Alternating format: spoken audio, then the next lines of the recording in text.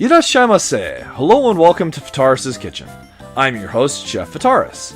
It's time once again for Shoot 'em Up Saturday, and on the menu this Saturday we have Pulstar, the 1995 Neo Geo Shoot 'em Up classic. What kind of taste will it have? Let's get cooking and find out. Today we'll be looking at the Arcade Archive Neo Geo version of Pulstar. This one is available on the Xbox1 and the PlayStation 4, and it just recently came out. So here we have the usual Arcade Archive trappings. We've got the Japanese and the English version, as well as a high score mode, setting the highest score you can with one continue, and Caravan mode, which is setting the best score you can in 5 minutes of the game. We'll of course be looking at the English version. We get our button configuration, and then we get the startup of the Neo Geo itself. So Pulstar came out in 1995 and was developed by ICOM, but it bears a lot of similarity to the R-Type games that came before it. So coming out in 1995, it would have been preceded by the original R-Type, R-Type 2, Super R-Type, R-Type Leo, R-Type 3, and Gallop as well. So all those came before it. We do have a little bit of anime cutscenes. That's our heroine, Kaoru Yamazaki, though you only really see her in that corridor running scene, and then also at the game over screen and the ending. We'll throw some credits into the machine and get started. So you can actually pick from any of the first 4 stages when you begin the game. And the higher the stage you pick, then you'll actually be able to skip the previous stages. So if you're looking to complete the game quickly, that's the way to do it. But if you're looking for a high score, obviously you'd want to start from the beginning. So Pulstar uses a lot of pre-rendered sprites, and it looks really good still for considering the age and how a lot of games that used pre-renders just did not look. Stage 1, Frontline on the Earth. So here we're going and flying our ship, the Dino 246, which actually happens to be a Ferrari reference. Ferrari made a line called the Dino 246 in the late 60s and early 70s. So if you're just a little bit of fun trivia for you out there.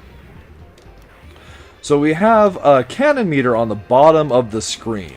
That cannon meter goes and shows our charge, but it doesn't only show our charge, it also shows where we're at with our rapid fire. So as you rapid fire your shot, you actually build up a more powerful rapid fire shot.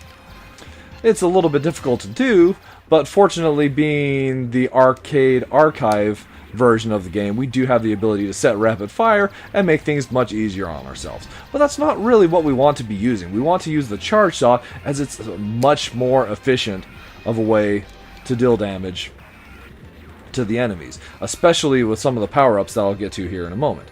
So as we've collected power-ups, you'll notice that we have a very R-Type force-looking bit on the front of our ship. So in this game, it's called a Voyager, and we have 5 possible variants of the Voyager that we can obtain. Well, basically 5 different weapons. Unlike the R-Type bit, though, unlike the R-Type force, it can't it can separate from the ship, but if it does separate from the ship, it acts as a bomb, dealing damage to all the enemies on the screen. And it's not really an effective one either, so it's not really something that you want to do, but it is a possibility. So, although it looks like a force, it's not quite a force. But like a force, once we have it, we do have all these additional weapons, and there's 5 different variants of it. So real quick, let's talk a little bit about the stage. You might have noticed that as we're going through the stage, as I shoot some corners, we're actually seeing some destruction of the stage itself. It's a really neat feature that this game has. Here we get an awesome intro scene for our first boss. It just sets the stage for an awesome fight. Although the fight itself isn't very difficult, it's actually a relatively easy and weak boss, especially on the lower level that I have the arcade machine, as it were, set to. Just a handful of charge shots and bam, he's down. So there's 5 different types of weapons you can pick up for your Voyager. The one that we currently have, the flip laser, which is the one I like the best, it also looks a lot like the R-Type blue laser that bounces around. We also have the R, which gives us the ring laser, the N, which gives us the spread beam, So yeah, the names don't necessarily fit very well. There's the T, which gives us the homing laser, and the P, which gives us the brake laser, which is really interesting. If you use the rapid fire, you get this awesome plasma shell that surrounds the ship. There's also other power-ups we pick up. S for speed. There's 3 different kinds of missiles.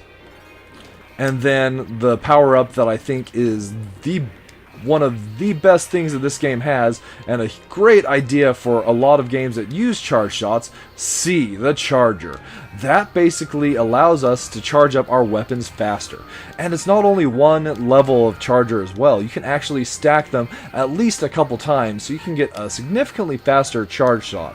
And throughout the course of the game, once you have that, that's what you want to use. You'll be able to deal damage so much more efficiently with a high charge level. I've already picked a lot of speed power-ups up, so we'll avoid that one. So this stage, although we don't have destructible environments, we have some neat environmental effects all the same. So the water pushes you in the direction that it's flowing. So we have waterfalls that are flowing down, we get caught in those when we get pushed down. And there's some areas where things get flipped around, like right here, the water's above us. If there are waterfalls there, the waterfall would push us up. So if we were to get caught in that waterfall right there, it would push our ship up. Just a neat little feature that the game has.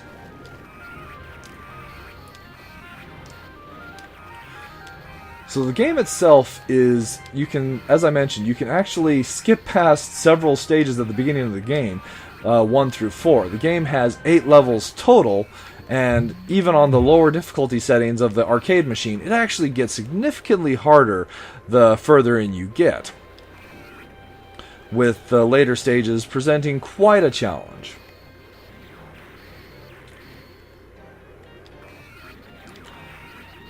One serious drawback I feel the game has is it's single player only. There's no multiplayer mode for it. And especially since it's an arcade game, that's disappointing.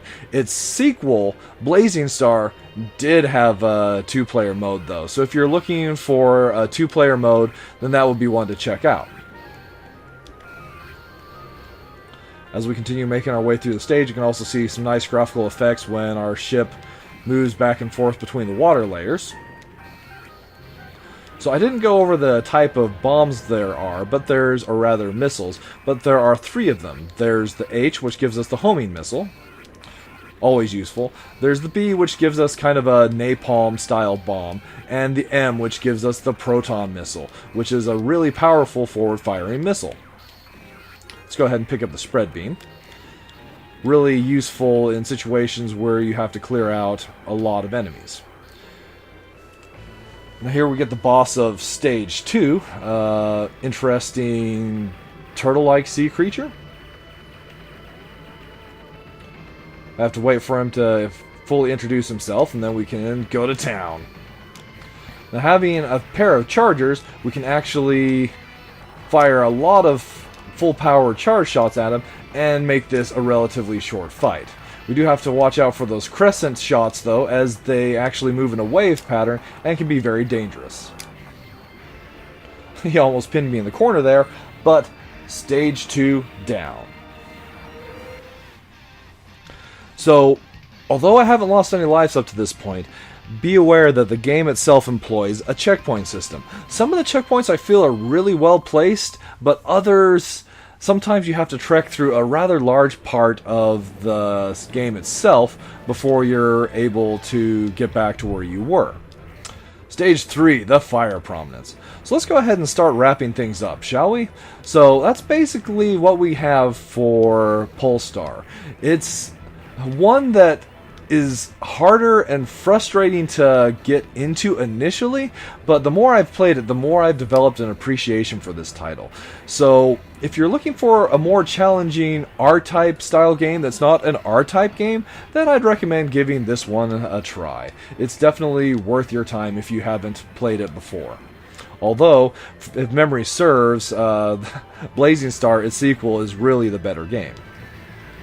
Let's take out this awesome fire dragon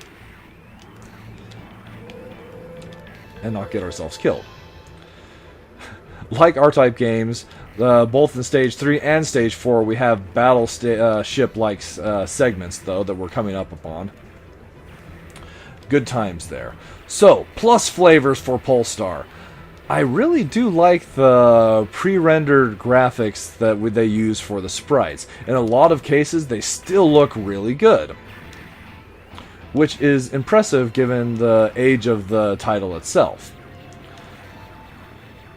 The soundtrack is also a relatively decent soundtrack, and it's like worth playing the game at a high enough volume that you can hear and enjoy it.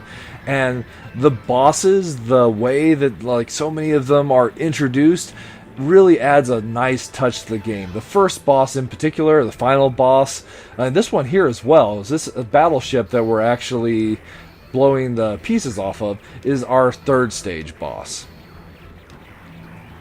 So you're introduced to your stage boss early on, and, well, you get to be good friends before you actually get to the final segment where you can actually defeat the boss. Minus flavors, though, you might have noticed the game itself has a lot of slowdown, and that creates some pacing issues for it. It's not really the fault of the game entirely, but sometimes it just feels slow and awkward, and that can get frustrating. Also, having a checkpoint system when you have the ability to power up is frustrating as well, because after a few power-ups you feel like you're doing really good, then you happen to die, you're set back, you can't get the same power-ups that you had before, and thus the game itself becomes kind of a frustrating slog at that point. As it's a harder title, it's not really all that easy to do one continue, one life clear on it, so that's something that could easily happen, and with a moment lapse it's very possible to die. And then there's the problem that the game itself is single player, which is definitely an oversight in my mind, but maybe they didn't feel that they could optimize it well enough to have a multiplayer mode for the game itself. And there you have it. Pulstar served up for your enjoyment. Definitely a worthy addition to the Arcade Archives Neo Geo collection. Alright, I want to thank you so much for coming out and joining me today for Shoot 'em Up Saturday.